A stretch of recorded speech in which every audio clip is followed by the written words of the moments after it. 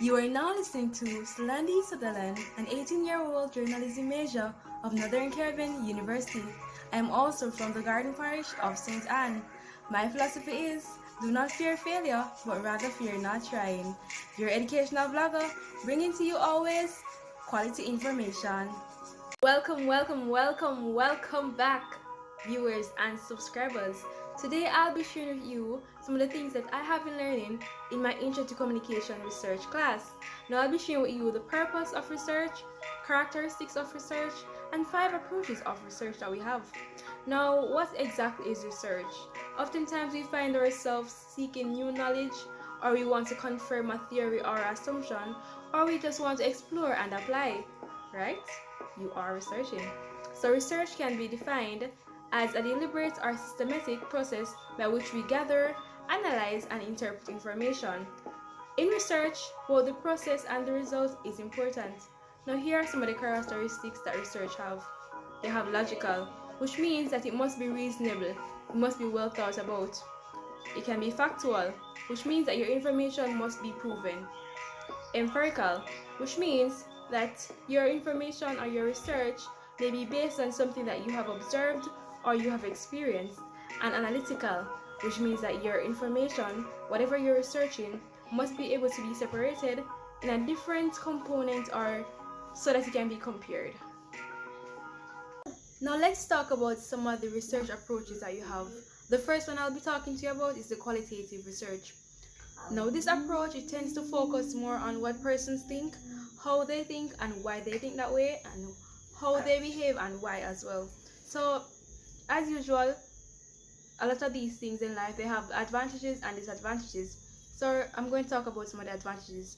So an advantage of this research approach is that it provides more depth, meaning persons are more able to capture a lot of information because this captures their thoughts and their perceptions. And persons are not just simply saying yes or no. You get an idea, a better idea of what they feel about the topic. So it is also flexible.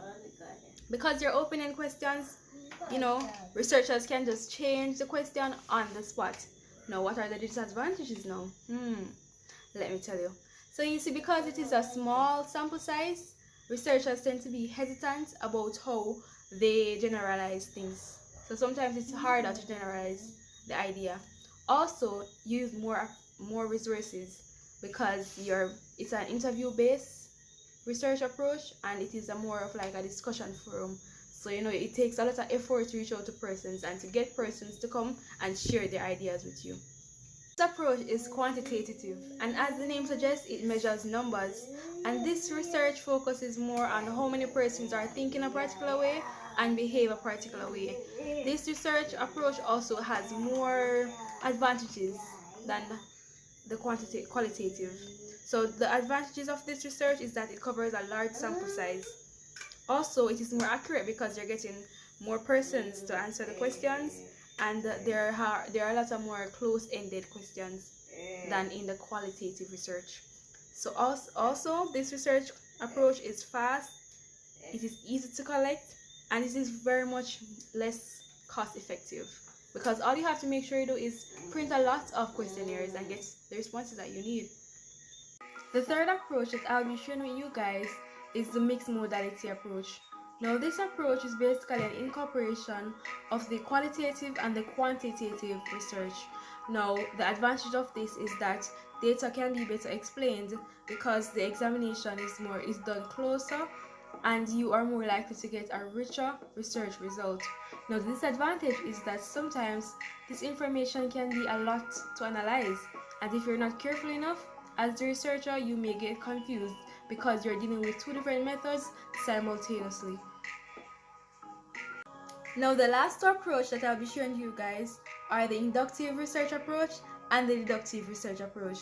Now the inductive research approach is more about creating a theory from information that is gathered, while the deductive research is about testing an existing theory. So the inductive theory is more qualitative, while the deductive theory is more quantitative. As usual, it was my pleasure to share with you all from my home studio to your devices. Thank you for tuning in. I am your educational vlogger, bringing to you quality information. Do enjoy the rest of your week, and don't forget to like, share, subscribe, and hit that notification bell down below.